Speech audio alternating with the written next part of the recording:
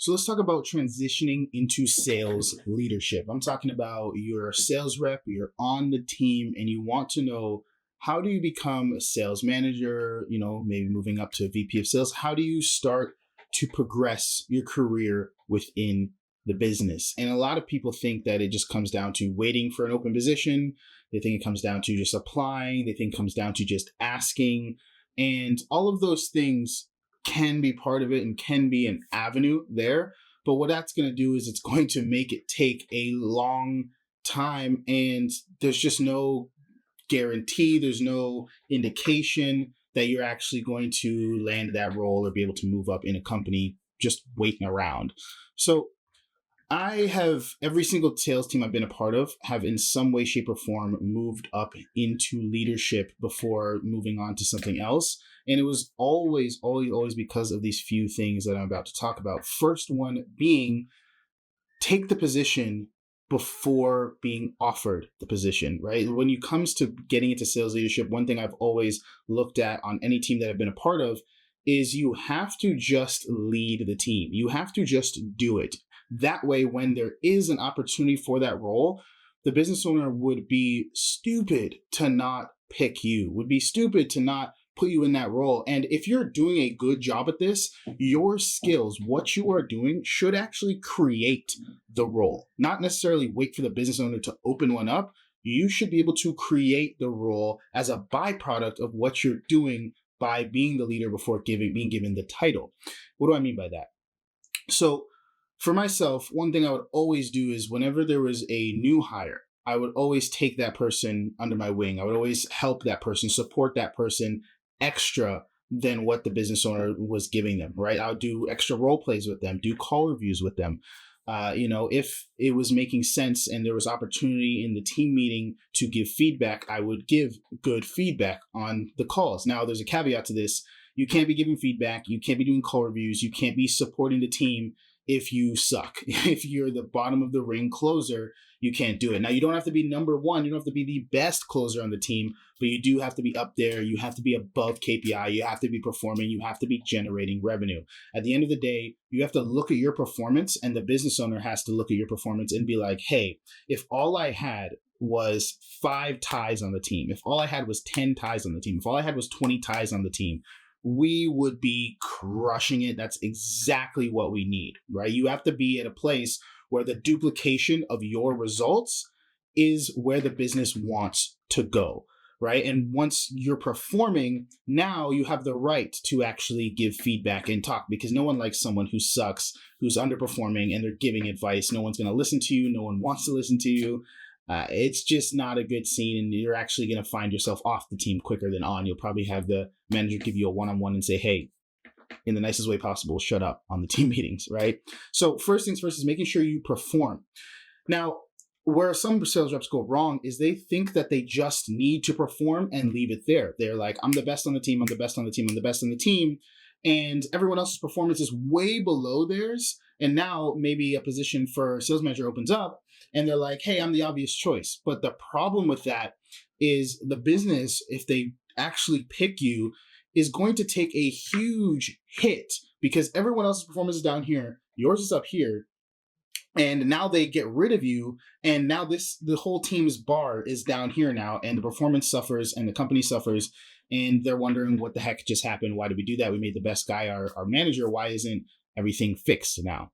And a lot of managers and business owners make the mistake of thinking that the best sales guy, it just translates to being the best leader, when those are two completely different skills. And a lot of times they have completely different attitudes and kind of the way they just view things. A lot of top closers are very hunter focused. They're like, I just want to go, execute, make money.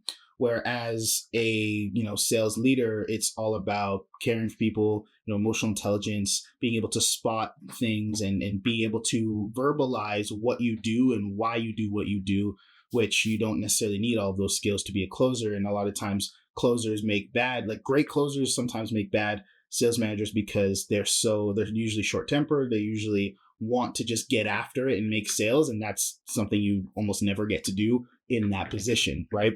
So that can be a mistake on the business owner side if they put that person there. But if you are that person, but you do want to go into sales leadership and you do have the desire to really serve your team and lead your team and help them, what you have to do, again, don't have to be the top guy, but if you are, it's okay. But what you have to do is you have to bring the team up to your level or as close to your level as you can if you want to actually alleviate your position. Because if you're the guy making all the sales and everyone else is sucking, like I just said, losing you is a detriment to the business. So you actually want to make it so that your position is hurting the business. Now, what I mean by that is not that you bring your sales down, but it's through your support, through the extra call reviews and the role plays, or through the extra giving advice on the team meetings, through the extra sharing your tips and tricks and how you go about this, how you do follow up, through your support of the new guys and of the current members of the team, they're being brought up to your level to the point where the business is now losing money by keeping you here and not putting you in an official place of leadership where you can spend your full time pouring into the team and bringing other people on that you can duplicate yourself into,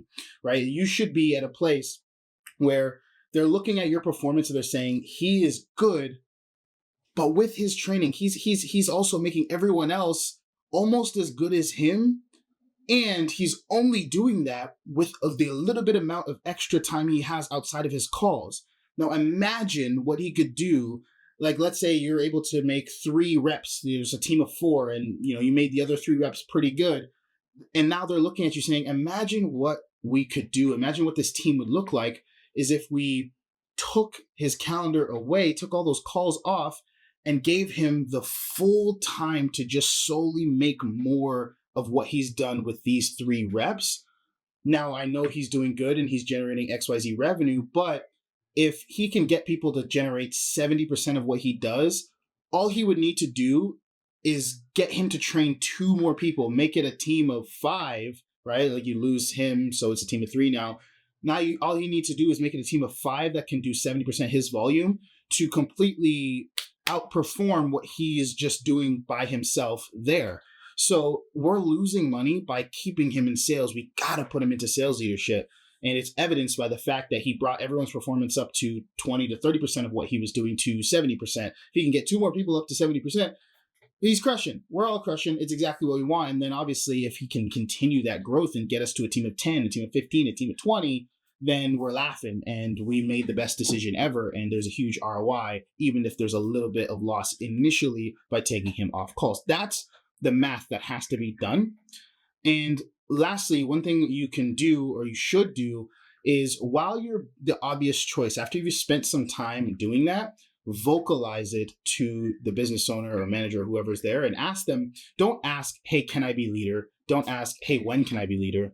You want to, and it's just like the transition from setter to closer, same thing. You want to ask about a target, something you can hit where you can earn that position. So it might be like, hey, I've helped this person. I saw their results go up a bit. I helped this person. I saw their results go up a bit.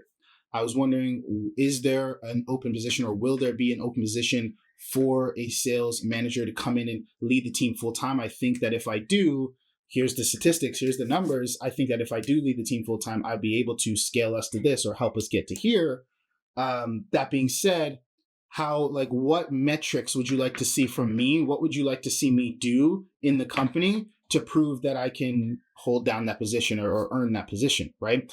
And almost always, as long as the business owners focus on growth, especially if the business owners leading the team themselves, it's something they probably would like to delegate once the team's ready. They'll probably give you a metric. Just like the transition from, for people that are like, hey, I'm an appointment setter, how do I get into closing? The best thing to do is to say, hey, what results over the next X amount of time, 3 months, 6 months, a year, what results do you want to see from me that will make you comfortable with me becoming a closer? Or, hey, I know my KPI is to set 3 appointments per day. If I set 4 appointments, if I set 5 appointments every other day, can I self-set the 6th one? Can I self-set the 5th one and prove that I can close deals? And if I am able to close deals consistently at the same, if not more, percentage that the current closing team is doing, can I then move into a closing position, right? You got to make deals like that show that you are a great ROI to be in that next position, right? And that's how you're going to move into leadership. If you want to move into sales leadership, if you want to move into the next position at your company, that, and when it comes to sales, these are some of the things that I've always done that has helped me move up very, very quickly. I'm talking about within weeks, within months.